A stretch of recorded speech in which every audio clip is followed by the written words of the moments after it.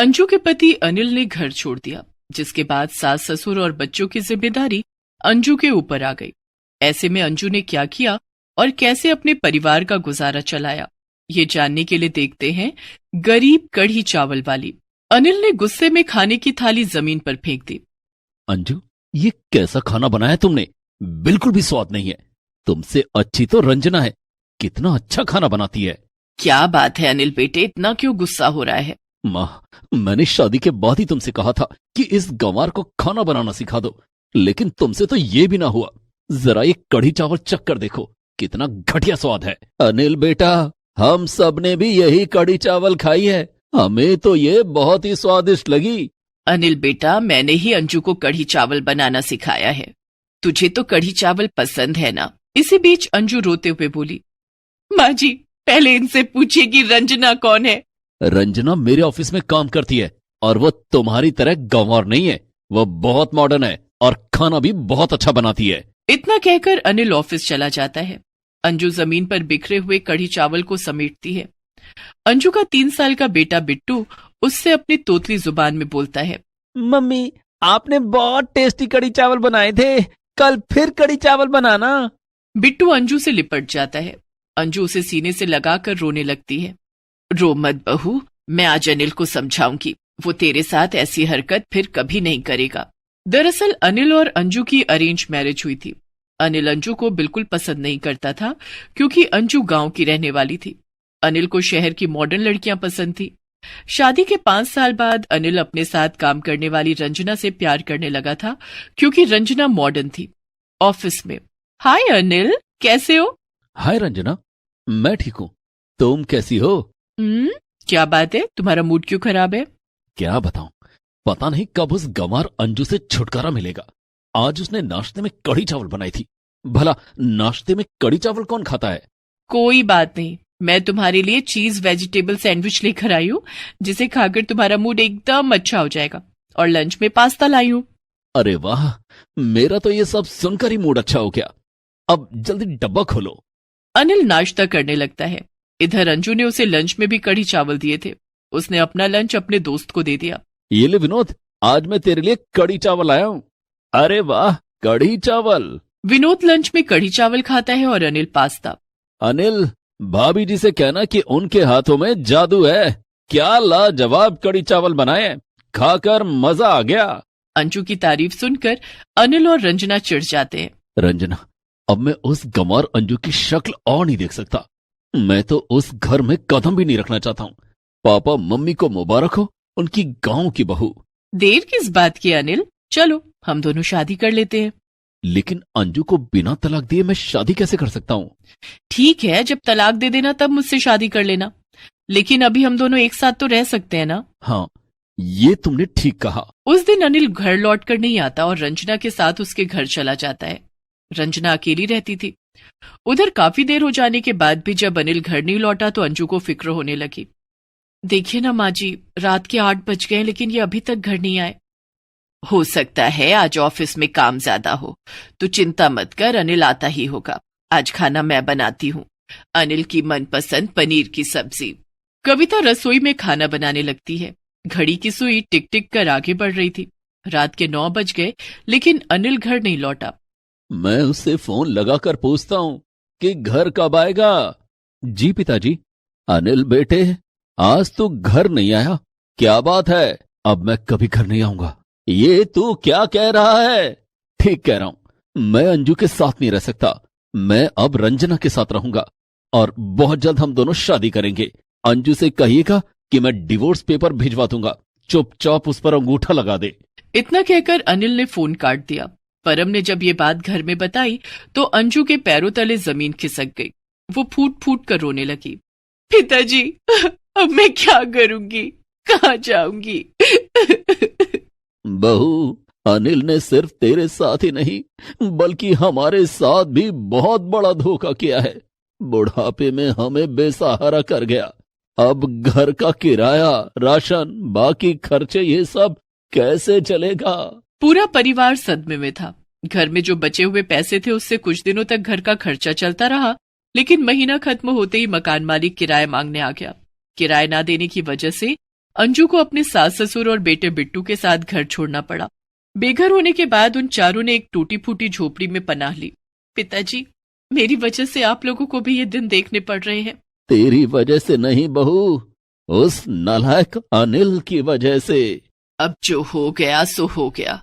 अब हमें ये सोचना होगा कि आगे का गुजारा कैसे होगा।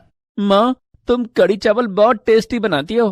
कड़ी चावल बनाकर जैसे हमें खिलाती हो वैसे दूसरों को भी खिलाओ और उनसे पैसे लो। बिट्टू की ये बात सभी को अच्छी लगी। बच्चे के मुंह से निकली बात शायद ईश्वर की मर्जी हो। अंजू बहू, मुझे कहना तो नहीं चाहिए, लेकिन अब तुझे ये काम करना ही पड़ेगा। हाँ माँ जी, मैं ये काम जरूर करूंगी। मैं आप लोगों को किसी चीज की कमी नहीं होने दूंगी। लेकिन इस काम को शुरू करने के लिए पैसे कहाँ से आएंगे? हमारे पास तो फूटी कौड़ी भी नहीं है। उसका भी इंतजाम हो जाएगा पिताजी। अंजू ने कान में सोने की बालियां पहनी हुई थी जो उसे उसकी माँ ने शादी में दिए थे। उसने वो बालियां सुनार की दुकान पर बेच दी। उससे जो पैसे मिले उससे उसने एक ठेला, कुछ बर्तन और कढ़ी चावल बनाने का सामान खरीदा। दूसरे दिन से उसने कढ़ी चावल बनाकर बेचना शुरू कर दिया। इस काम में कविता भी उसकी मदद करती। अब अंजू घूम घूम कर ठेले पर कढ़ी चावल बेचा करती। इधर अनिल अब रोज रोज सैंडविच और पास्ता खाकर ऊब गया था। रंजना, आज डिनर में क्या बना रही हो? वेजिटेबल नूडल्स बना रही हूँ। यार, मैं तंग आ गया हूँ रोज रोज पास्ता, सैंडविच और नूडल्स खाकर। तुम्हें रोटी सब्जी बनानी नहीं आती क्या? देखो अनिल, मुझसे रसोई में घंटों खड़े होकर रोटियां नहीं बेली जाएंगी। अगर रोटी खानी है तो खुद बना लो या बाहर से मंगवा लो। रोटी नहीं बनानी है तो दाल चावल ही बना दो। अनिल, तुमने अंजू की तरह मुझे भी गवार समझ कर रखा है क्या? रोज रोज मैं तुम्हारे लिए इंडियन फूड नहीं बनाऊंगी। अगर देसी खाना खाने का इतना ही शौक था तो अंजू के पास ही रहना चाहिए था। मेरे साथ क्यों आए? अब नूडल्स खाना है तो खाओ, वरना भूखे सो जाओ। अनिल परेशान हो जाता है, लेकिन वो रंजना से कुछ कह नहीं पाता क्योंकि रंजना के साथ रहने का फैसला उसी का था। वो बिना खाना खाए सो जाता है। दूसरे दिन वो ऑफिस से लौटते समय अपने घर जाता है और घंटी बजाता है, लेकिन दरवाजा किसी अजनबी ने खोला। आप कौन? यहाँ परम शर्मा जी और उनका परिवार रहता था।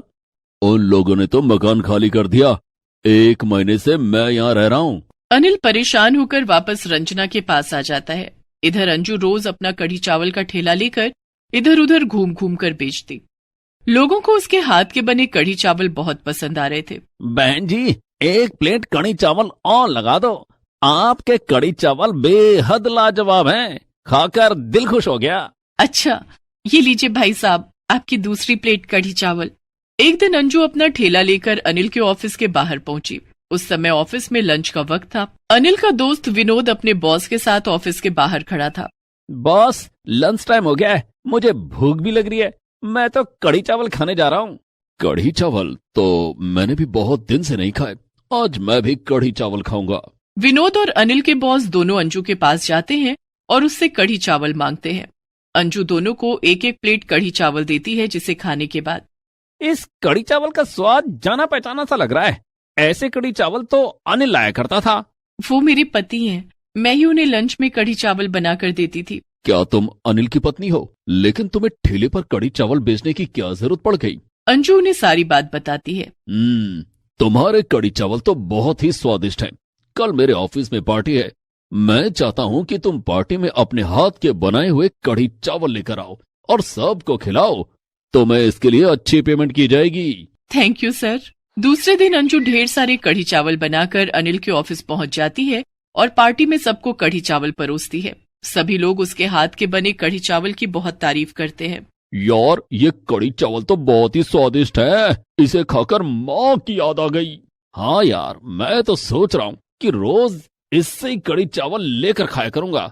जब ये तारीफ अनिल के कानों तक पहुंची। कौन है वो कढ़ी चावल वाली? अनिल कढ़ी चावल वाली के पास जाता है तो अंजू को देखकर शर्मिंदा हो जाता है। अंजू, क्या मुझे भी 1 प्लेट कढ़ी चावल मिलेगी? मैंने कई दिनों से तुम्हारे हाथ के बने कढ़ी चावल नहीं खाए। मैं इन्हें खाने के लिए तरस गया था। तुम वाकई में बहुत स्वादिष्ट कढ़ी चावल बनाती हो। अंजू ने अनिल को 1 प्लेट कढ़ी चावल दिए, जिसे खाकर अनिल की आंखों से पश्चाताप के आंसू निकल पड़े। वो शाम को अंजू के साथ उसके घर जाता है और सबसे माफी मांगता है, जिसके बाद सभी लोग वापस एक साथ रहने लगते हैं।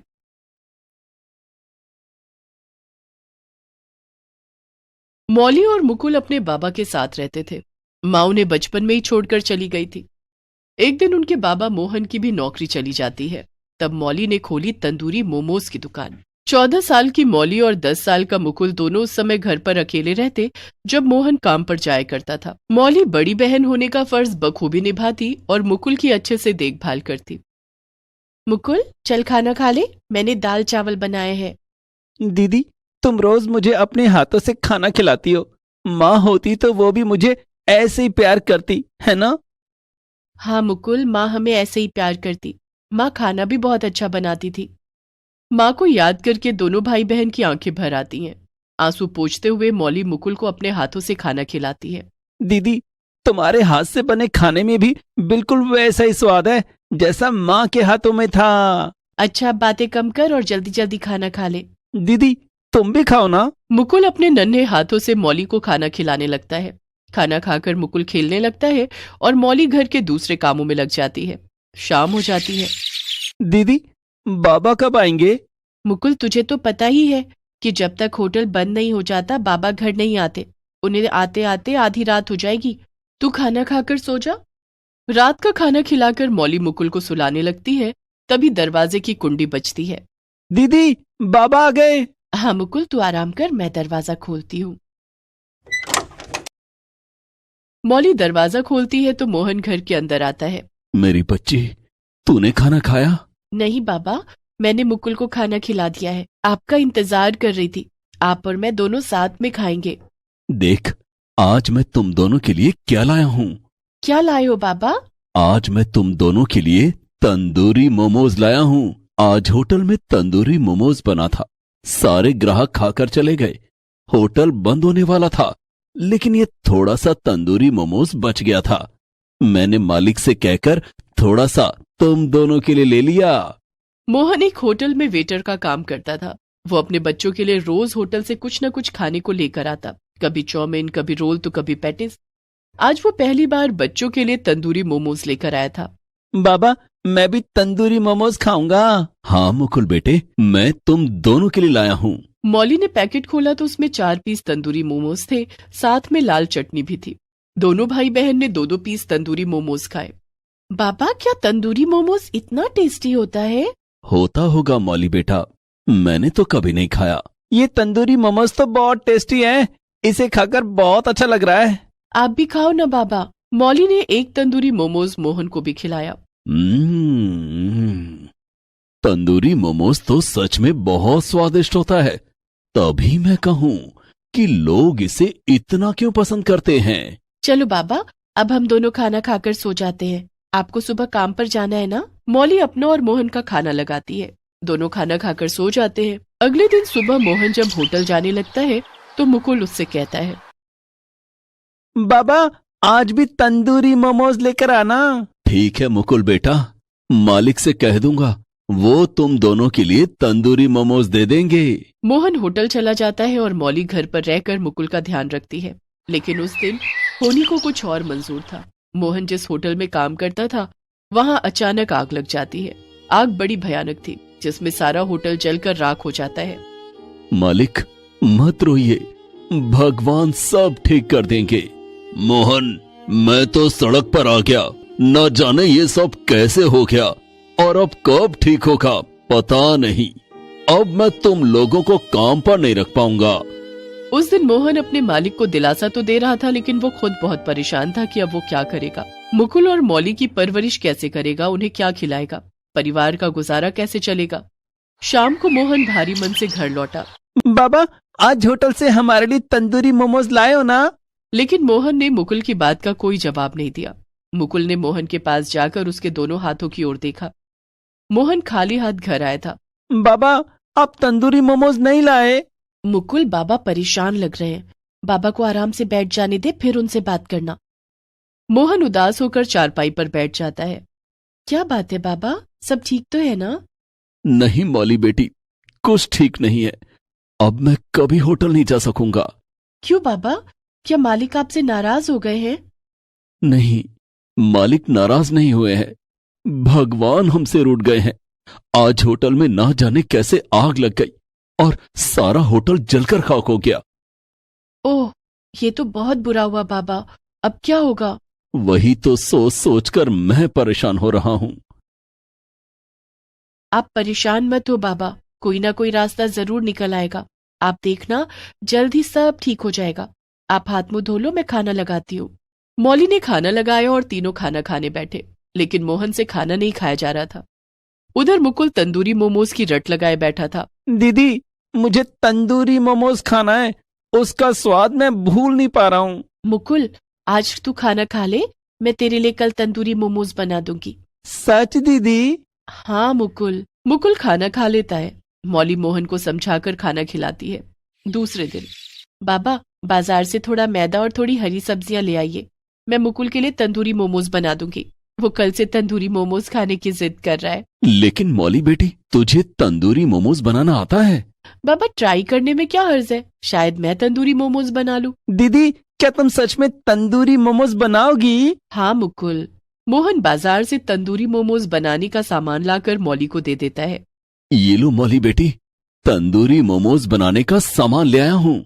ठीक है बाबा। मौली ने उस दिन पहली बार बड़ी मेहनत से तंदूरी मोमोज बनाए और साथ में लाल चटनी भी बनाई। फिर उसने मुकुल और मोहन को तंदूरी मोमोज खाने के लिए दिया। वाह दीदी, तुम्हारे हाथ के तंदूरी मोमोज बड़े अच्छे लग रहे हैं। ये तो होटल वाले तंदूरी मोमोज से भी अच्छे हैं। क्या सचमुच में? हाँ मौली बेटी, मुकुल सच कह रहा है। ये तंदूरी मोमोज तो होटल वाले तंदूरी मोमोज से भी ज्यादा टेस्टी है। तू भी खा के देख। मोहन एक तंदूरी मोमो मौली को खिलाता है। मौली को यकीन ही नहीं हो रहा था कि ये तंदूरी मोमोज उसने ही बनाए हैं। अपने हाथों के बने तंदूरी मोमोज खाकर उसे एक आइडिया आता है। बाबा, क्यों ना मैं तंदूरी मोमोज बनाकर बेचने लग जाऊं? लेकिन मौली बेटी, उसके लिए ज्यादा सामान और बड़ा चूल्हा चाहिए। हमारे पास इतने पैसे कहाँ हैं? बाबा, आप बुरा न मानो तो एक बात कहूं? हाँ बोलो मौली बेटी, क्या बात है? मेरे पास माँ की एक आखिरी निशानी है। उनकी एक सोने की अंगूठी उन्होंने मुझे दी थी। इस अंगूठी को बेच दो, इससे जो पैसे मिलेंगे उससे हम अपनी एक छोटी सी दुकान खोलेंगे, जिसमें मैं तंदूरी मोमोज बनाकर बेचूंगी। अगर हमारा काम लोगों को पसंद आया तो ये भी माँ का आशीर्वाद ही होगा। मोहन उस अंगूठी को देखकर भावुक हो जाता है और अपनी पत्नी सुधा को याद करने लगता है। ये अंगूठी तो उसे शादी पर तेरी नानी ने दी थी। कोई बात नहीं, इस बुरे वक्त में सुधा की ही आखिरी निशानी हमारे काम आएगी। वो हर मुश्किल घड़ी में हमारे साथ रहती है। मोहन बाजार जाकर वो सोने की अंगूठी बेच देता है और तंदूरी मोमोज बनाने के लिए ढेर सारा सामान खरीद कर ले आता है। फिर मोहन और मौली मिलकर अपने घर के बाहर एक मिट्टी का चूल्हा बनाते हैं। मौली एक कुंड के दस्ते पर पेन से लिखती है, यहाँ तंदूरी मोमोज मिलता है, और उस दस्ते को अपने घर के दरवाजे पर टांग देती है।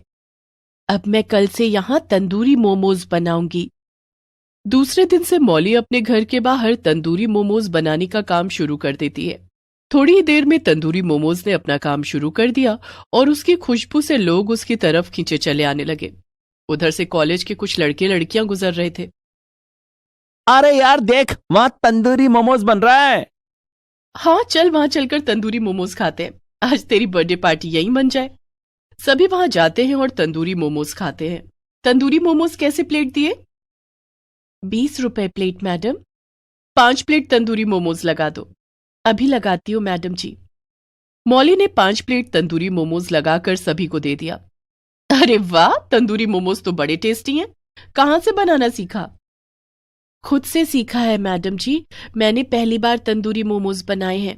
आपको अच्छे लगे? पहली बार बनाए हैं फिर भी इतने अच्छे बने हैं, ये तो जादू हो गया। अब हम रोज यहाँ आएंगे और तेरे हाथों के बने तंदूरी मोमोज खाएंगे। हाँ, हम कॉलेज में सबको यहाँ का पता दे देंगे। कॉलेज के सभी लड़के लड़कियां तुम्हारे तंदूरी मोमोज खाने आएंगे। आपका बहुत बहुत शुक्रिया साहब। धीरे धीरे मौली की दुकान पर लोगों की भीड़ लगने लगती है और हाथों हाथ उसके सारे तंदूरी मोमोज बिक जाते हैं। इस तरह मौली की दुकान चल निकली। अब उसे शादियों और पार्टियों में भी तंदूरी मोमोज बनाने के ऑर्डर मिलने लगते हैं। मुकुल की तो रोज पार्टी होती थी। वो रोज मौली के हाथ के बने तंदूरी मोमोज खाता। मौली ने अब अपना कारोबार बढ़ा दिया था। उसकी दुकान में सारे चाइनीज फूड मिलने लगे। मोहन सारा कारोबार संभालता। मौली ने मुकुल का एडमिशन अब स्कूल में करवा दिया था। अब उन तीनों ने रहने के लिए बड़ा घर बना लिया और दुकान भी बड़ी कर ली थी। Please subscribe this channel.